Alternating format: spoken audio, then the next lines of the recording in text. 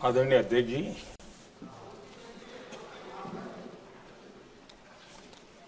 इस महत्वपूर्ण विधेयक पर आज सुबह से चर्चा प्रारंभ हुई है।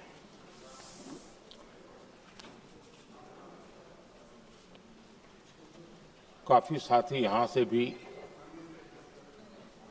जिन मुद्दों को स्पर्श किया गया है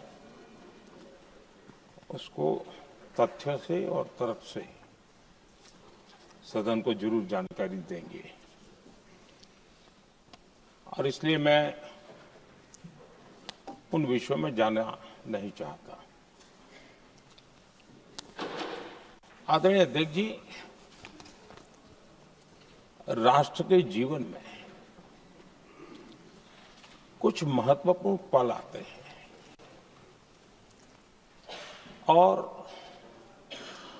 उस समय की समाज की मनस्थिति और नेतृत्व की क्षमता उस पल को कैप्चर करके एक राष्ट्र की अमानत बना देती है, एक मजबूत धरोहर तैयार कर देती है। मैं समझता हूं कि भारत के संसदीय लोकतंत्र के इतिहास में ये वैसे ही पल है।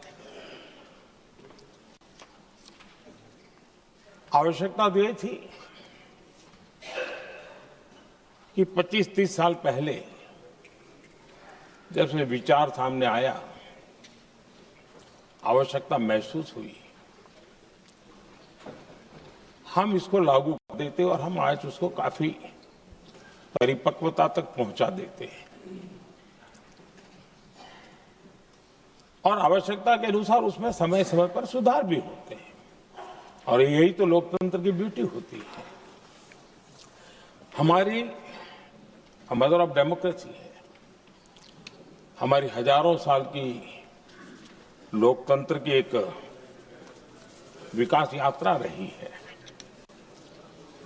और उस विकास यात्रा में एक नया आयाम जोड़ने का एक शुभ अवसर सदन के हम सभी साथियों को मिला है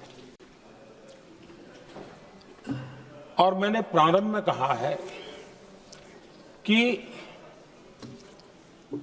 हम सब भाग्यवान हैं कि हमें ऐसे महत्वपूर्ण और देश की आधी आबादी को इस राष्ट्र निर्माण की नीति निर्धारण प्रक्रिया में हिस्सेदार बनाने का सौभाग्य मिल रहा है।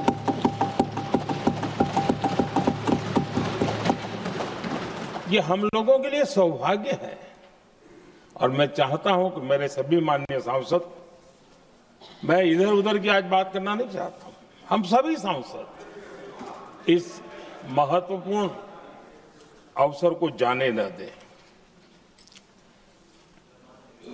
हम भारतीय सब मिल करके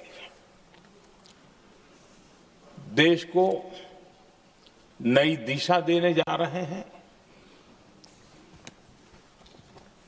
हमारी शासन व्यवस्था को संवेदनशीलता से भरने का एक सार्थक प्रयास करने के लिए जा रहे हैं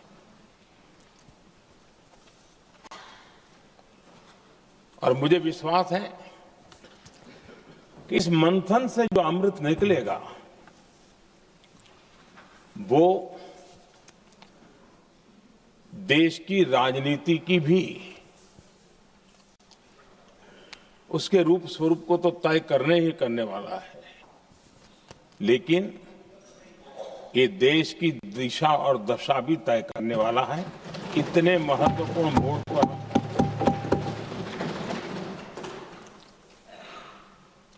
आदरणीय अध्यक्ष जी, 21वीं सदी में भारत एक नए आत्मविश्वास के साथ आगे बढ़ रहा है।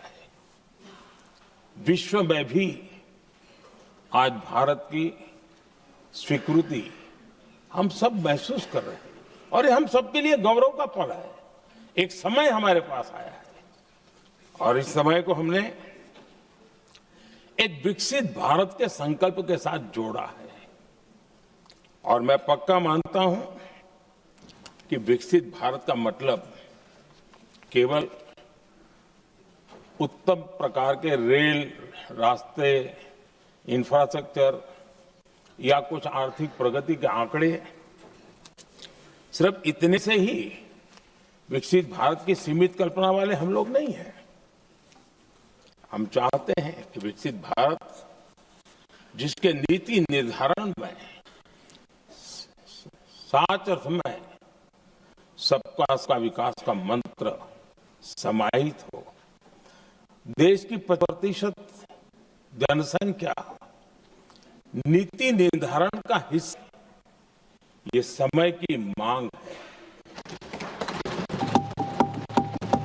हम पहले ही देरी कर चुके हैं, कारण कोई जिम्मेवार कोई भी होंगे, लेकिन इस सच्चाई को हमें स्वीकार करना हो कि जब हम अकेले मिलते हैं तब मानते हैं हाँ यार, लेकिन मुक्त रूप से मिलते हैं। मुझे याद है कि जैसे इसकी प्रक्रिया चली थी, सभी दलों हुआ है, एक दल को छोड़ करके जिन जिन से मिलना हुआ है, हमने सैद्धांतिक विरोध नहीं किया है।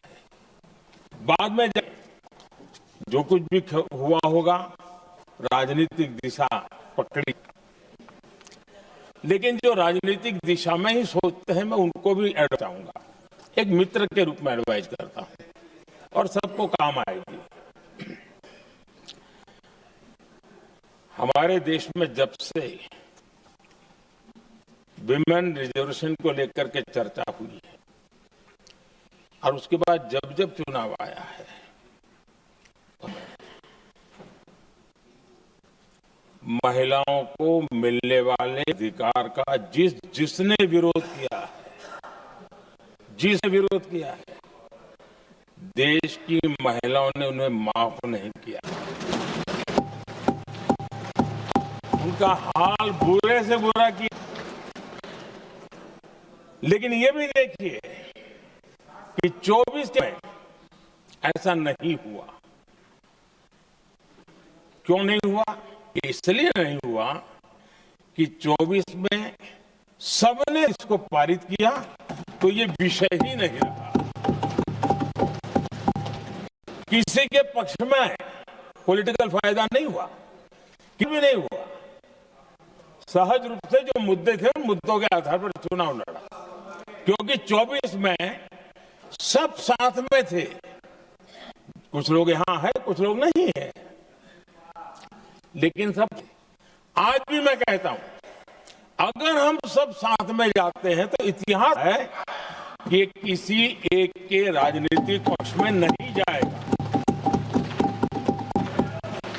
ये देश के लोकतंत्र के पक्ष, देश के सामूहिक निर्णय शक्ति के पक्ष, और हम सब उसके यश के हकदार होंगे।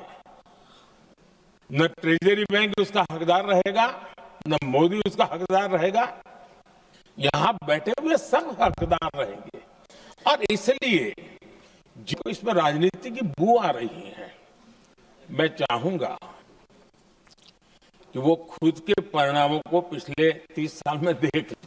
फायदा उनका भी इसी में रास्ता दिखा रहा हूं, इसी में फायदा कि जो नुकसान हो रहा है उससे बच जाओगे। और इसलिए मैं समझता हूं कि इसको राजनीतिक रंग देने की जरूरत नहीं है।